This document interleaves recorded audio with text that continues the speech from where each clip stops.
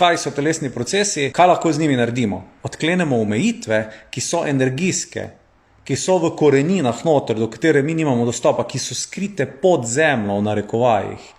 In kako do njih dostopati, tako da dostopamo do tega energijskega prostora. In ko te energije spremenimo, ko te korenine spremenimo, ko spremenimo energijo, se spremeni celotno naše življenje. Spremeni se naše telo, če je to potrebno, če si to zbiramo, fizične težave na telesu, spremeni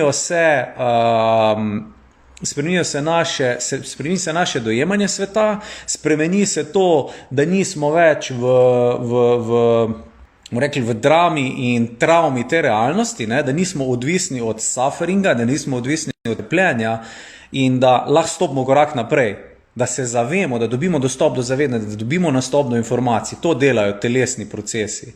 Omogočajo nam dostop do neskončnega prostora, kar mi v resnici smo.